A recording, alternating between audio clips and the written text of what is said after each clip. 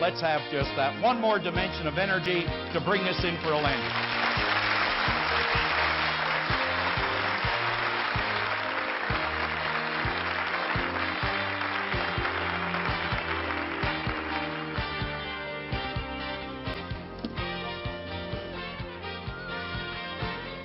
I want you to focus on this sand timer.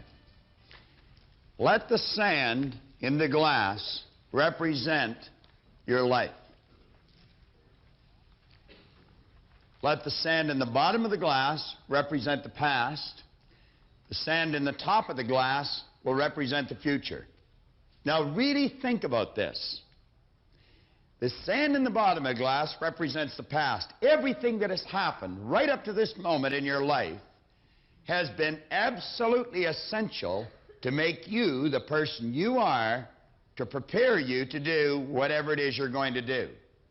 I'm of the opinion that we never really know what we're preparing ourselves for. But if we're using the right ideas, we can be absolutely certain it's something great. The sand in the top of the glass represents the future. There's absolutely no way that any of us can tell how much sand there is in the top of our glass.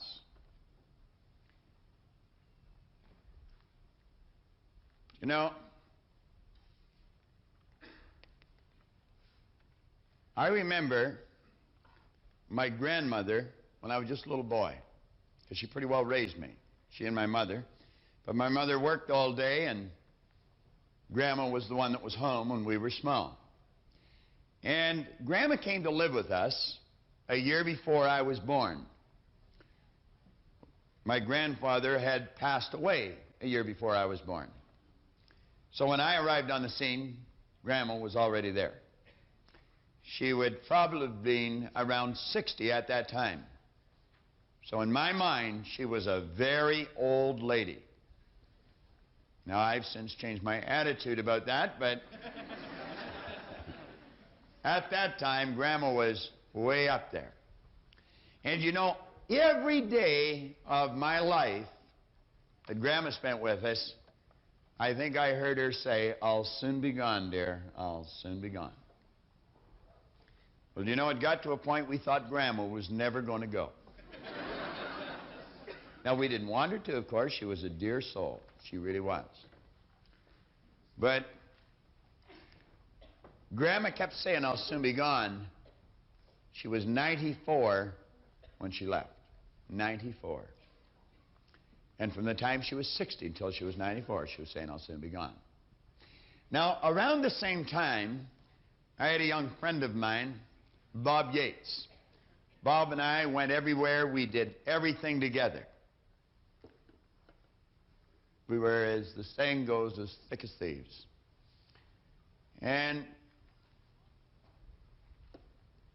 Bob was 2 or 3 months older than I was, I guess. He got his driver's license 2 or 3 months ahead of me. And I remember Bob had this sort of a panel truck. It was like a sedan delivery. Today, I suppose we would call them vans. But it was on July the 9th, 1951, Bob was coming in the Kingston Road Highway, the highway you would travel on if you were coming from Montreal into Toronto, Canada. And there's one area that some of you would be familiar with where you can either go along onto Danforth or cut down onto Kingston Road. And Bob was cutting on down to Kingston Road, and it was necessary to go under a concrete overpass. And as Bob come down there, wham, just like that, he hit that concrete overpass, and like that, Bob ran out of sand. 16. Now, that was a terrible impact in my life. I'll never forget it. But if you had asked Bob a half hour before that how much sand he had in the top of his glass, he probably would have said half a century for low. He didn't have a half an hour. Now, I choose to believe that we all hope that we're going to go to bed tonight. And we're going to get up tomorrow morning, we're going to go to bed tomorrow night. But none of us know with absolute certainty whether that's going to happen or not. I remember the first speaker I ever heard was Charlie Cullen. And Charlie's lights went out doing what I'm doing right now. Right on stage. I suppose when Charlie went on to make the speech that he went on to make, he probably thought he had lots of sand left, but he didn't. And every one of us can tell a story like this, probably tell a number of them. See, the point is, you don't know how much future you've got. What's gone is gone. There's absolutely nothing you can do about it. Some of you have had divorces. Some of you have probably had bankruptcies. Some of you have had terrible things happen in the past. But what's gone is gone. It's in the past. And to spend your time focusing on the past is to spend the only thing that you've got, and that's what's right here, right now, because the sand never stops running. This is all we've got. And to spend your time now thinking of what happened there is making absolute certain that the future is going to be the same as the past. Now, I don't suppose many of us spend a lot of time thinking about that, but a lot of us spend a lot of time making that error. That's an excellent symbol. All you got is now. We're saying here, don't think in reverse. There's a great poem here, Forgive. I remember years and years ago, I suffered with headaches, terrible headaches. I got to the point where I was taking Bufferin for the headaches. Then I got to the point where I was taking Sinutab with codeine for headaches. There was 16 in the bottle, and I got to the point where I was taking 2 bottles a day. As a matter of fact, most times I didn't even remember my head not aching. But I was sort of numb all the time. Of course, with that much junk in you, I guess you couldn't be any other way. And I remember talking to this chap. I was in the Hotel Vancouver, and I was picking up 2 heavy briefcases or suitcases, and I was in a real rush to get to the airport. He said, "What's the matter with you?" He said, "You look like you're going to pass out." And I said, "I feel like I am." Well, he said, "What's the matter?" And I said, "My head is aching so bad, I feel sick to my stomach." Now, some of you suffer with this, and I felt like banging my head against the wall. It was so much pain. He said, "Go and sit down in that chair." And I said, "I don't have time. I got to catch a plane." He said, "Listen, you can always get another plane. You only get one head." He said to me, "Do you know what forgive means?" On the top of page 58, that's the title of the poem, Forgive. And by the way he asked the question, I just thought I probably don't. And I said, "Well, I don't know." He says, forgive means let go of completely, abandon. Just let it go. Unequivocally. No strings attached. Now, he said, if you want to rid yourself of headaches, just forgive all thoughts that are on your mind. And you just listen to me. And he put me in a totally relaxed state. I felt better than I had felt for years. If you're suffering from headaches, take the relaxation tape out of your program and commit yourself to listen to it every day for 30 days. And as you let yourself get involved in that relaxation tape, you're going to forgive any thought that comes to your mind. You're going to program your subconscious mind to put your body in a totally relaxed vibration, because you're going to find that your head is aching because of the things that you're not letting go of. And it's causing tension, and it's causing an abnormal state of vibration of the cells in the brain, which causes the blood to rush to the head. And as you put yourself in a totally relaxed state, you'll soon become programmed to relax. I know that I would not be able to do what I do as often as I do it, and as long as I do it, if I wasn't relaxed. I am just as relaxed here in front of you, or in front of this camera, as if I was sitting in my den patting Ginger, my dog. I am. For Linda's sake, or Libby, you see. We have 2 dogs. They accuse me of favoring one of them. Now, probably because I do. I think Ginger's prettier. Now, study that poem. Study the meaning of it. On page 59, we say you'll never obtain any substantial measure of material wealth if you insist upon living your life as if you are looking back through your rearview mirror on your automobile. Nevertheless, it seems to be a very common error which many people have turned into a habit. Let the dead bury the dead. Let it go. I don't care how bad it was, let it go. 5 years from now, 10 years from now, when you look back in retrospect at that terrible thing that's happened, you're going to find it was probably one of the best things that ever happened to you. Advancement of all kinds is preceded by a crisis. The greater the crisis, the greater the opportunity for advancement. Or you could put it another way. You could say, out of all confusion comes order. A higher degree of order than that which existed prior to the confusion. Because you see, the confusion was a learning state. Remember, I was pointing out that business is fun. It really is. I see business as a game. It's a game we're playing, and we play to win. And when we're winning, we're having fun. And when we're losing, we're learning. Let's treat both of the experiences exactly the same. They're learning experiences. Now we say, remember the old adage which says, let the dead bury the dead. Stop looking back on your life and worrying about the things which have already occurred and which you can no longer alter. It's like trying to change the time you got out of bed this morning. You're never going to be able to do it. That stands for eternity. You cannot go back and change it, since you cannot let it go. Pursuing that kind of mental activity will never lead to anything worthwhile, any worthwhile accomplishment in your life. You should understand, moreover, that all accomplishments in your life, you should understand, moreover, that all of the great achievers of the past have been visionary figures. They did with their life what, like Scott was saying, he does with his music. He heard it in here. They see their life in here. They're building visions of a great future. We've got a vision of a great company. We've already got a great company. We want a better one. We serve a lot of people. We want to serve more. And as we do, we receive greater rewards. And because we receive greater rewards, we become more comfortable, more creative, and we can provide more service. It's a beautiful cycle that we're in. Looking into the past is a self-doom fulfilling cycle. You just keep getting it worse and worse and worse. We've all done it, so we know what it's like. These visionary figures were men and women who projected into the future, and they did not belabor over things which had already passed. They thought of what could be rather than what already was, and then they moved themselves into action to bring these things into fruition. That quote at the bottom of the page, I should have actually given the person credit for it that said it. Life is either a series of endings or a series of beginnings, at the bottom of page 59. I went to a church service in Santa Ana, California, and Philip Nicola, great preacher. He preached a sermon on that one day. Life is either a series of endings or a series of beginnings. If you're looking back, it's a series of endings. Look ahead. Something great is coming.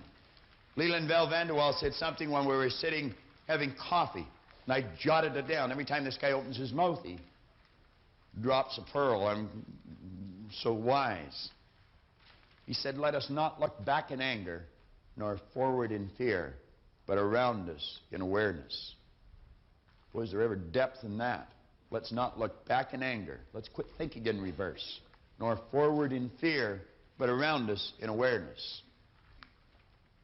Take all the resentments and guilts. You know what it's doing? Resentments and guilt is simply choosing to build a negative idea here over something that someone did to you, and then letting ourselves get emotionally involved in it, and we move into the same vibration. Now think. I don't care how justified you may feel in holding a resentment. It's a dumb game. Ray Stanford used to tell me it was like throwing dust into a strong wind at someone else. You know where the dust is going to end up. You may feel justified, but I'm going to tell you, a person of understanding will not do it. Will not do it. That is an act, a mental act of ignorance. Love them. The law will see that they get their reward for what they did. You don't have to look after that. And as long as you're holding that resentment in your mind, it's like replaying the same thing over and over again. And the same physical experience is taking place. You're moving into that vibration. I had a good doctor friend of mine that says rheumatism or arthritis is nothing but frozen hate. It's dwelling on things like that. Dries up the joints in the body. What's guilt? I've done things in the past I'm not proud of. I'm quite certain you have. Many of you. And they bothered me for a long time. They really did. And I wasn't able to get rid of it. So I went to see a psychiatrist. He ended up working with us. That's true. He helped me, but I helped him too. And just through a series of right questions, I developed an awareness. It was gone. I have absolutely no guilt anymore. I just will not tolerate it. That's looking back at something you did that you thought was wrong in the past and reliving it. And the same vibration takes place. You see, resentment and guilt are very closely aligned. One's directed towards someone else, the other's directed towards yourself. But you're the beneficiary of both, and neither one of them are positive. Most destructive emotions that you could get involved in. There's a great affirmation at the bottom of the page. And anyone that wants to rid themselves of resentment or guilt or a lot of disease, I would suggest you write it out probably 100 times a day. I willingly release the thoughts and things that clutter my mind. They're all the old ones in there that you're not even aware of. And then say, I release whoever it is. Name them all to their highest good. That means happiness, health, and prosperity. Just release them. The person could be dead. It's not the person that's causing the problem. It's the remembrance. It's the idea. I release them to their highest good and me to mine. And you see them happy, healthy, and prosperous. And you see yourself happy, healthy, and prosperous. And then you say, it is so. Thank you, Father. Father being infinite power. I want to suggest on page 61 that you read the story of Patty's Cruise. I'm not going to tell you what it is. I want you to read it. I want you to read it. Because I sat down with her. Patty's a good friend of mine. We're related. We worked together. And she had a definite problem. And over a cup of coffee, I gave her a suggestion that solved the problem. And she learned a great lesson. And any one of you can learn a great lesson from the story that's in here. You're always saying, I'd like to do this, but I can't because. You get the answer there.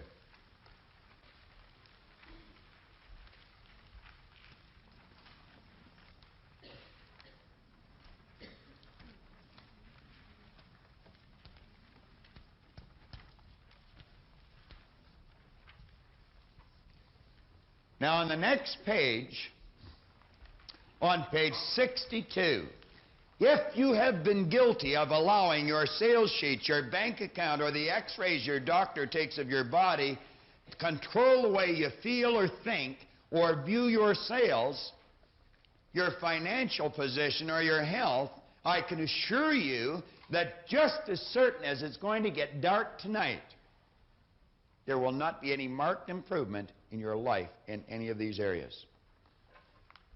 There won't be. What did Paul Hutsey tell me? What did he tell you? He's been in the business 38 years. He's been in management 35. When I sat down and talked with him, he had been in the business 24 years, and he'd been in management 22. And he said, I know I can get better results, and I don't know why I'm not. I know I'm a good person. I know my people are good people. But he said, I don't know why I'm not doing it. I said, I can tell you in about 15 minutes.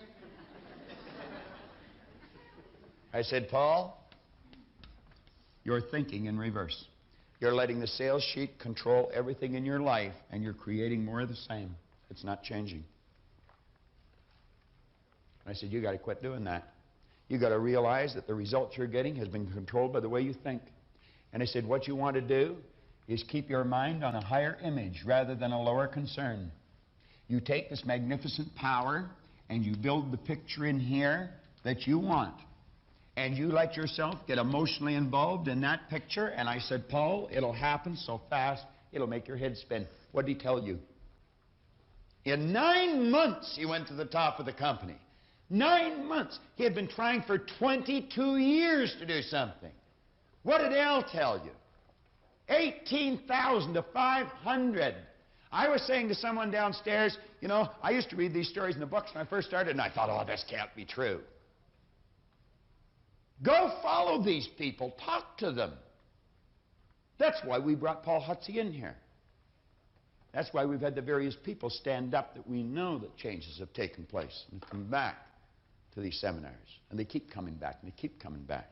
That's why you should keep watching what you're looking at. On page 63, these are just action lessons. I want you to take the chapter on Don't Think in Reverse. And I would suggest that you read it over a few times and ask yourself, what did I learn from this chapter? What did I learn from it? I would suggest you take your own voice and you narrate that chapter and the one John just went through on the razor's edge. Put them on tape. You've got a tape in your folder for your own affirmations, your own commitments, and your own goals. Take that tape and record it. Some people come to me and say, there's nothing on this tape. You know what they're saying? I'm not thinking, I'm not reading, I'm not listening, I'm not looking, and I'm not doing what the program tells me to do. Take that tape and record your commitments. Record your goals. Record your affirmations, your positive statements to yourself. And in your own voice, Dave Mifsud was telling me one day, he says, what an excellent idea. He said, your own voice, one that you trust. But Dave was really saying, I trust my own voice. Some people don't, you know, Dave. Read that lesson over and ask yourself what you learned from it. Now, the last lesson is a classic. I talked to a person here, right here in this spot, within the last couple of hours. And I told that person to focus in on this lesson. Focus in on this lesson. Now, I want you to think.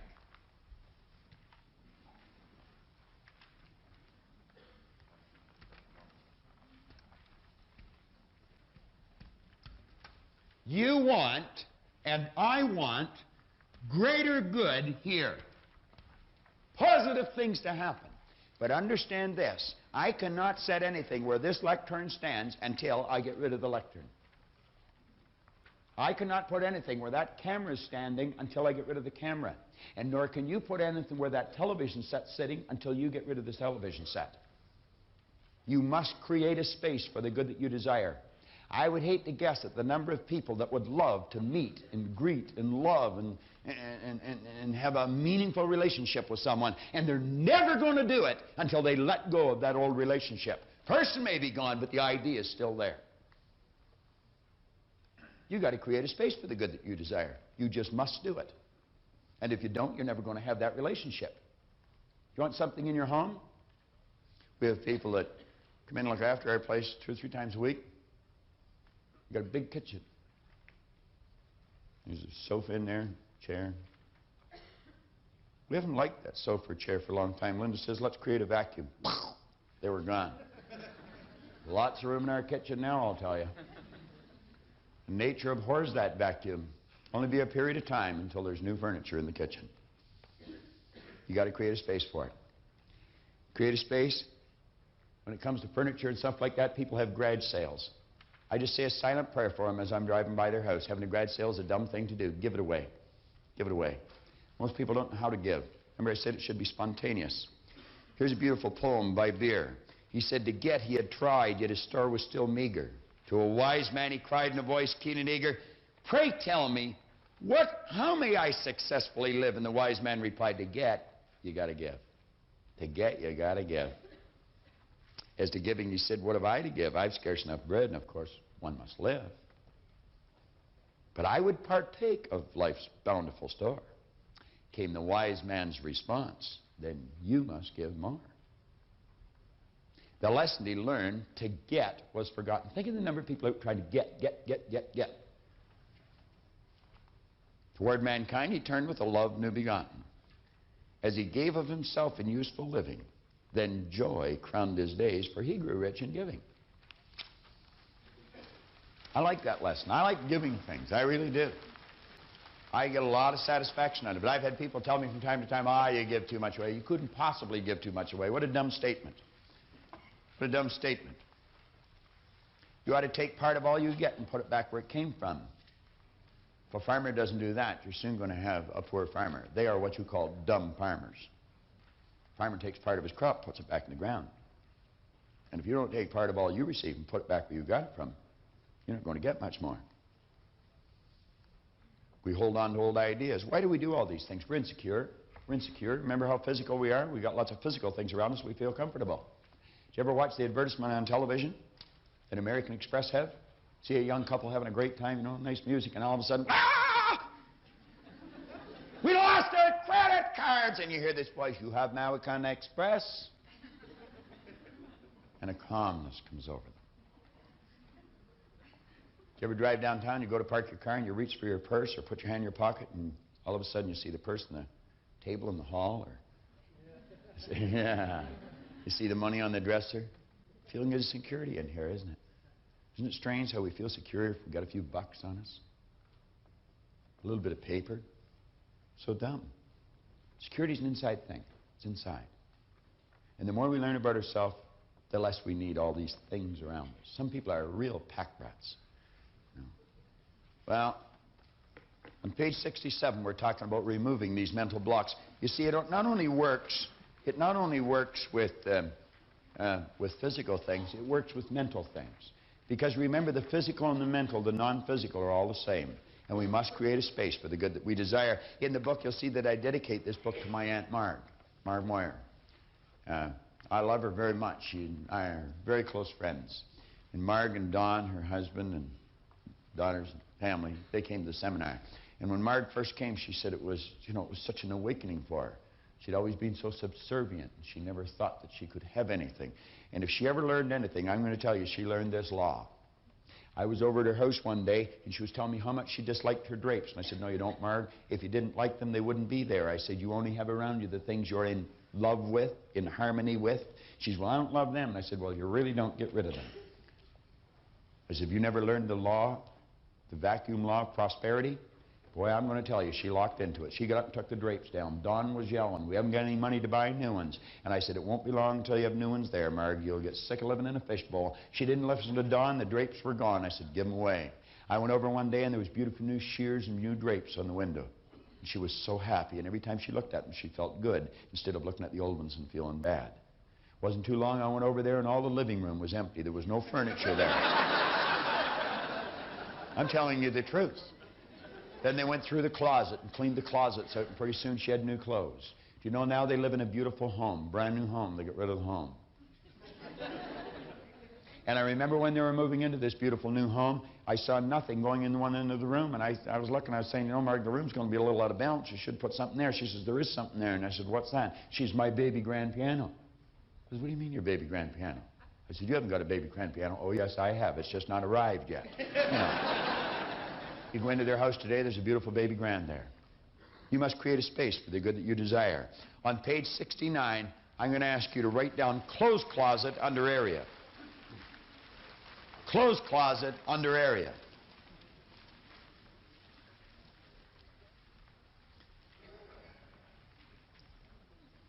Now, I want you to write down a date within 7 days of today's date. Completion date. Put down a day, could be today, tomorrow, the next day, but within 7 days of completion date. Now, what I'm going to suggest you do is that you test this law. I'm going to suggest you go through your closet, and every piece of clothes or garment you pick up that you do not wear, you get rid of it. You just put it on the floor. And you're going to get to the point where you're going to grab one garment and you're going to have a difficult, it's almost like it's welded to the railing. Because that garment you paid a lot for, and you haven't worn it very often. In fact, you only had it on a couple of times. But you don't like it. It doesn't feel right or it doesn't fit right. But you're thinking, I spent so much on it, it's so good I can't throw it out. Get rid of it. Get rid of it. Completely clean the closet out. Get rid of the shoes. Nice idea, isn't it? That's right. You want a new, I know, I can tell by looking at you, you want a new. I mean, you're just so excited about this. Do you know in a relatively short period of time that closet will all fill up again? You'll say, but where will I get the money? You'll attract it. And you'll get the clothes that you want. There's a young lady sitting right here in the front, Heather. She's just gone through that. And James paid.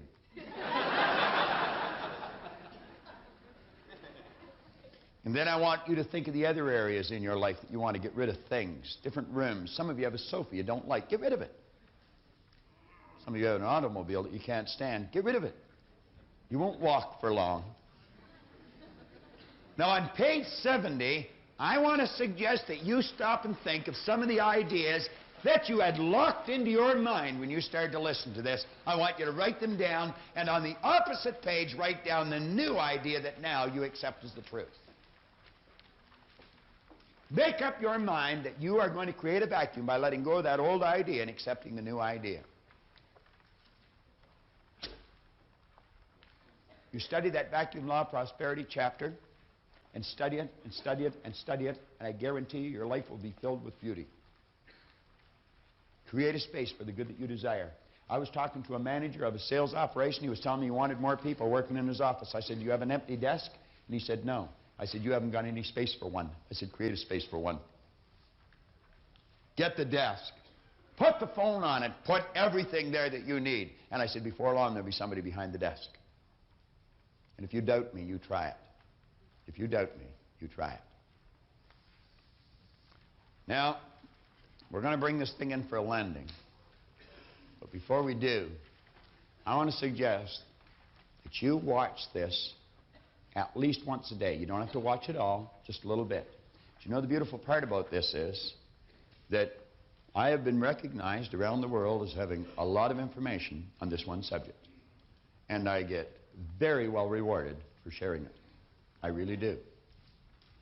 I don't meet many people that know more about this subject than I do. There are people around, but I don't meet many of them. And when you get to that point, your stock goes up. You know what always amazed me? I've never studied it very much. I've only studied it a little bit, but I studied it a little bit every day for 27, 28 years. And you'd be amazed just how fast it adds up. It's just like the $20 bill, Andy. 20 bucks today. In a short period of time, it's $1.5 million. Put to work properly. You put these tapes to work properly. Every day, just turn them on for a little bit. Turn some of the junk off that you're walking on that box. Most people watch the best of the worst. They just flip around until they get something they can tolerate. Now, use something that'll really stretch your mind. Well, here we are, coming to the end of the program. The end of the program is actually the beginning of the program. We've pointed out numerous times that repetition is one of the keys to success. As we went through the Born Rich program, John and I made a number of suggestions. We suggested that you make a commitment and you write your commitment out. Put it in writing. We suggested you make a number of affirmations, positive statements from yourself to yourself. I read one time where it said the mark of a superior performer is an individual that can give themselves a command and then follow it. We recommended that you write your goal out, that you relax on page 30 and redefine the goal. See yourself as the person you want to be. Now, number 8 cassette in your program is for you to fill in. You read number 8 cassette, the audio cassette, it says your own narration of your affirmations, commitments, and your goal. Now, do you see, the old conditioning or habit would cause you to just leave that there and not bother putting it on tape. But consider this. You take your voice, it's a voice you trust. Your mind is used to your voice. You write down your affirmations, you write out your commitment, and you write out your goal in the present tense, and put as much feeling as you can as you record it. And you play this cassette every day. I want to suggest that you use this program of yours that you've invested in every day. Get your friends involved in it. Get your family involved in it. And you're going to find that your life will never be the same again. You can have the things you want, all of them, and you will have them by incorporating these messages into your life. Momentarily, I'm going to introduce you to an excellent idea that John and I conceived some time ago, and we will be bringing to your doorstep before too long. It's a magnificent set of books. It's called the Torchbearer Series. And you're going to find that they can help you along with this program. Review the program often. Complete the exercises. Wear it out. You'll be so far ahead. Now sit back, relax, and mentally come back into the seminar as we tie this all up.